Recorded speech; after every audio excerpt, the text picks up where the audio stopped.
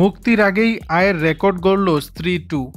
মুক্তির আগেই রেকর্ড গড়ল শ্রদ্ধা কাপুর এবং রাজকুমার রাওয়ের চলচ্চিত্র স্ত্রী টু। 15ই আগস্ট ভারতের স্বাধীনতা দিবস। এই দিনেই মুক্তি পাচ্ছে সিনেমাটি।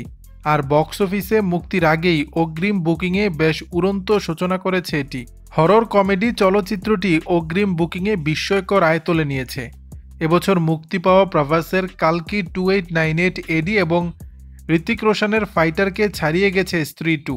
বক্স অফিসের সূত্র মতে স্ত্রী টু এর প্রথম দিনের অগ্রিম বুকিং 11.60 কোটি রুপিতে দাঁড়িয়েছে। 2024 সালে হিন্দি চলচ্চিত্রের জন্য সবচেয়ে বড় উদ্বোধনী দিনের অগ্রিম বুকিং এটি।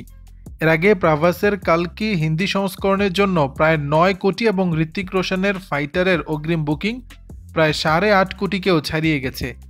ইতিমধ্যেই 3 লাখেরও বেশি টিকিট বিক্রি হয়ে গেছে সিনেমাটির। চলচ্চিত্র বাণিজ্য বিশ্লেষকদের মতে আরও একদিনে সিনেমাটির অগ্রিম বুকিং 15 কোটি ছাড়িয়ে যেতে পারে। সম্ভবত শাহরুখ খানের ডানকিকেও ছাড়িয়ে যেতে পারে। 2018 সালে মুক্তি পায় রাজকুমার রাও এবং শ্রদ্ধা কাপুরের স্ত্রী। প্রথম দিনেই সেই সিনেমাটি 6.82 কোটি টাকা আয় করে এবং প্রথম সপ্তাহে পৌঁছায় 60 কোটিতে।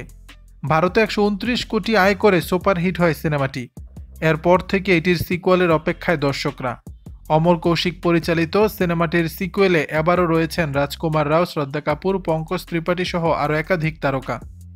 একটি বিশেষ ক্যামিওতে হাজির থাকবেন বরুণ ধাওয়ান। দর্শক, বিষয়টি নিয়ে আপনাদের মতামত জানাবেন নিচের কমেন্ট বক্স।